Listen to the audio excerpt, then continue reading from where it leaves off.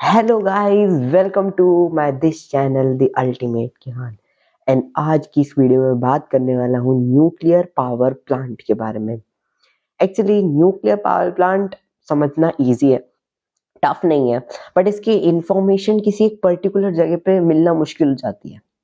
आपको कोई बुक लेनी पड़ती है, आपको अदर अदर सोर्सेस पे जाना पड़ता है, तब जाकर के आपको इन्फॉर्मेशन मिलती है जितनी आपको रिक्वायर है। बट मैंने आज की इस वीडियो में, ये पार्ट 1 है, इसमें मैंने पूरा आपके लिए न्यूक्लियर पावर प्लांट का एक हिस्सा कवर कर दिया, जिसमें आपको और कहीं से देखने की जरूरत नहीं, क्योंकि मैंने यहाँ पे एक दो फैक्ट्स भी लिए हैं और पूरी की पूरी इंफॉर्मेशन भी ली है। तो अब हम बात करने वाले न्यूक्लियर पावर प्लांट के बारे में। तो न्यूक्लियर पावर प्लांट की सबसे पहले इंपॉर्टेंट समझनी पड़ेगी कि इंपॉर्टेंट है क्यों समझना। सो न्यूक्लियर पावर प्लांट एक इकलौता लार्जेस्ट, सबसे लार्जेस्ट है। ये इकलौता तो नहीं है, बट हाँ लार्जेस्ट के बेसिस पे सिर्फ इकलौता ही होगा ना। सिर्फ नंबर 1 पे आता है लार्जेस्ट कार्बन फ्री इलेक्ट्रिसिटी वाला सोर्स है। मतलब न्यूक्लियर पावर प्लांट के अंदर कार्बन यूज नहीं होता है। ये बहुत लोगों के मन में डाउट रहता है, कार्बन यूज नहीं होता है। वहां पे जो एनर्जी बनती है ना, वो ऐसे मेटल से बनती है जो मैं आपको आगे बताऊंगा इस वीडियो में। तो चलिए बात करते हैं। तो सबसे पहले हम न्यूक्लियर पावर प्लांट होता है एक बहुत बड़ा सा प्लांट, ठीक है। एक बहुत बड़ा प्लांट होता है, मतलब एक बहुत बड़ा एरिया होता है जहाँ पे कई सारी चीजें होती हैं जिनके अंदर पूरी न्यूक्लियर एनर्जी बनती है। बहुत मुश्किल होता है इसको बनाना। तो न्यूक्लियर पावर प्लांट के सबसे पहले बिल्डिंग के बारे में बात करते हैं, जिसको बोला जाता है कंटेनमेंट बिल्डिंग। और सबसे पहले हम इसके बारे में बात करेंगे। सो कंटेनमेंट बिल्डिंग एक ऐसी जगह है, एक ऐसा हाउस है जहाँ पे मेन काम तो यहीं पे ही होता है सब। कंटेनमेंट बिल्डिंग के अंदर होता है हमारा न्यूक्लियर रिएक्टर, और न्यूक्लियर रिएक्टर के अंदर ही होता है न्यूक्लियर कोर, मतलब न्यूक्लियर की जगह जहां पे न्यूक्लियर एनर्जी बनती है उसे कहते हैं हम न्यूक्लियर कोर। फिर उसमें वो जो होता है वो न्यूक्लियर रिएक्टर के अंदर होता है, और ये पूरा का पूरा प्रोसेस चलता है कंटेनमेंट बिल्डिंग में। तो चलते हैं हम न्यूक्लियर रिएक्टर के बारे में। अब क्या है ये न्यूक्लियर रिएक्टर? तो न्यूक्लियर रिएक्टर एक ऐसी जगह है जहां पे जितने भी न्यूक्लियर रिएक्शंस होते हैं ना, वो होते हैं। अब न्यूक्लियर रिएक्शंस क्या होते हैं? एक प्रोसेस होता है जिसे हम कहते हैं न्यूक्लियर फिजन। मैं आपको धीरे धीरे सब समझाऊंगा।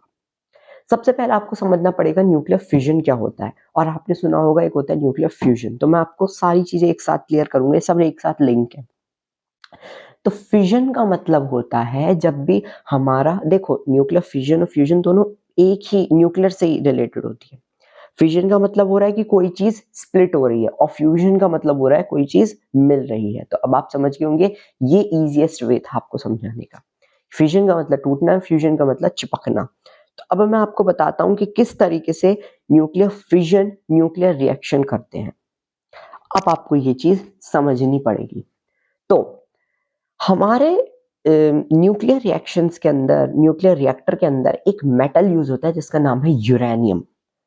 बहुत कुछ कुछ केसेस में प्लूटोनियम भी यूज होता है, बट प्लूटोनियम को मैं अभी कंसीडर नहीं करना चाहता हूँ क्योंकि वो बहुत हाई लेवल का हो जाता है।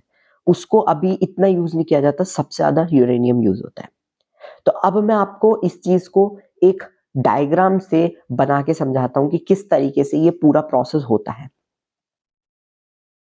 तो चलिए अब मैं आपको समझाता हूँ न्यूक्लियर रिएक्शंस के बारे में। तो देखिए ये व्हाइट बोर्ड है। सबसे पहले आपको समझना पड़ेगा एक चीज। ये एक इस तरीके के छोटे छोटे होते हैं, इनको बोलते हैं हम यूरेनियम मेटल्स। ये होते हैं हमारे पास यूरेनियम मेटल्स, और सबसे ज्यादा इंपॉर्टेंस इन्हीं की होती है, यूरेनियम मेटल्स की। ठीक है, ये हमारे पास होते हैं यूरेनियम मेटल्स। आपको नाम ढंग से नहीं दिखेगा इसलिए मैं मिटा देता हूँ। तो ये छोटे छोटे जो है ना, एक सिर्फ एक यूरेनियम मेटल में इतनी ज्यादा एक्सट्रीमली डेंस एनर्जी होती है। अब इस यूरेनियम मेटल के कई सारे हिस्से होते हैं, लगभग लगभग 100 के आसपास, 100 हिस्से होते हैं, और उन हंड्रेड्स को एक लंबे लंबे बंडल्स होते हैं उनके अंदर डाल दिया जाता है, और फिर उन बंडल्स के भी कई सारे हिस्से कर दिए जाते हैं इस तरीके के।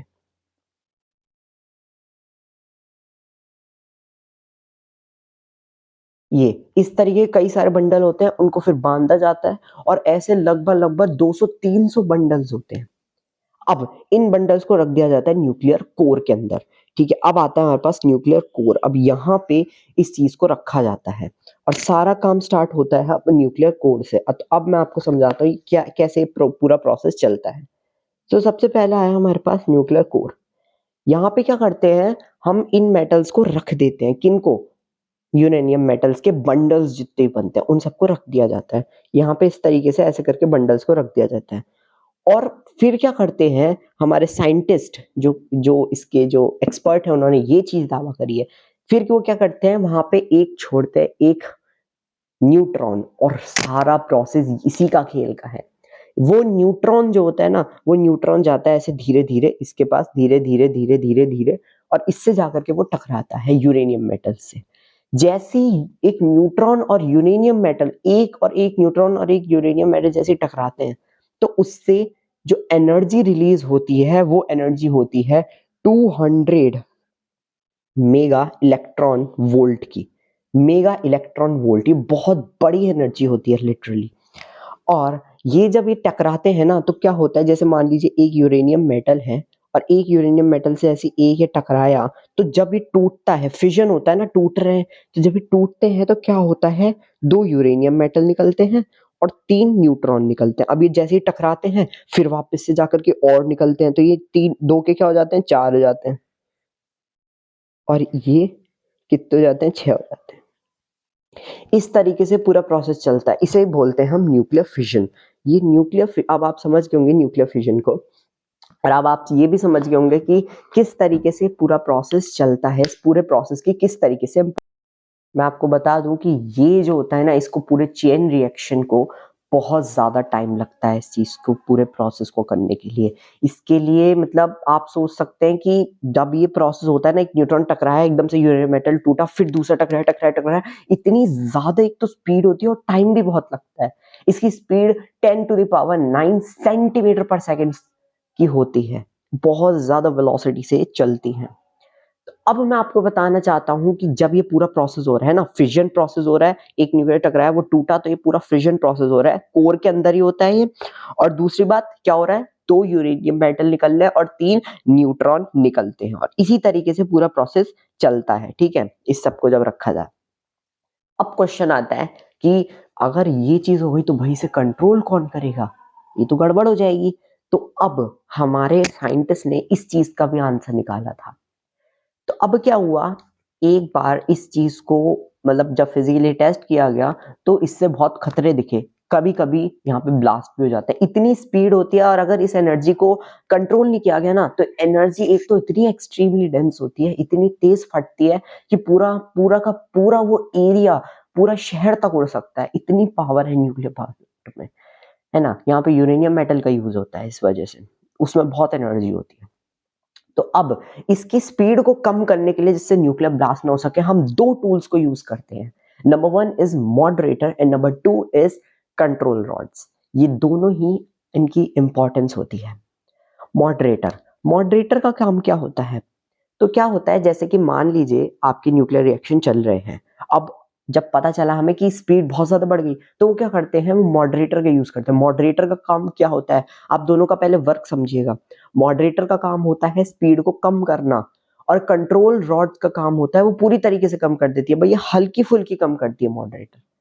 जैसे कि मान लीजिए मॉडरेटर का एग्जाम्पल है heavy water, light water, graphite, ये सब मॉडरेटर का एग्जाम्पल है। जब पानी को डाल दिया जाता है तो ये थोड़ा धीरे ऐसे हो जाता है, ऐसे प्रोसेस धीरे धीरे, फिर धीरे धीरे वर्क करता है, लेकिन करता है तब भी वर्क उसकी स्पीड को। लेकिन कभी कभी ऐसा होता है कि ये प्रोसेस नहीं रुक पाता मॉडरेटर से भी, जी हाँ, तो फिर यूज होती है कंट्रोल रॉड्स। ऐसे करके कोर होता है ना, उसके अंदर इस तरीके से कंट्रोल रॉड्स को लगा दी जाती है। कंट्रोल रॉड्स में यूज होते हैं बोरॉन, कैडमियम एंड सिल्वर। ये कुछ कंट्रोल रॉड्स के एग्जाम्पल हैं। ये क्या करते हैं, कंट्रोल रॉड जितने भी न्यूट्रॉन्स होते हैं ना, उन सबको एब्जॉर्ब कर लेते हैं। जैसे इन्होंने एब्जॉर्ब कर लिया, तो फिर क्या होता है, जितना भी जो यूरेनियम मेटल टूट रहे थे वो ऐसे ही रुक जाते हैं। तो ये एकदम से रेट को कम कर देते हैं, और ये सक्सेसफुल हमेशा होते हैं। कभी कभी ऐसा भी आता है कि स्पीड को बढ़ाना होता है, तो भी कंट्रोल रॉड्स का यूज किया जाता है, ये स्पीड को बढ़ा भी सकते हैं। होप गाइस आपको ये वीडियो पसंद आई होगी। इस वीडियो को बनाने में बहुत मेहनत लगी है, इसकी इन्फॉर्मेशन लेने के लिए मुझे बहुत टाइम लगा था। अगर आपको वीडियो पसंद आई तो उसको लाइक करिएगा और चैनल को भी सब्सक्राइब करिए।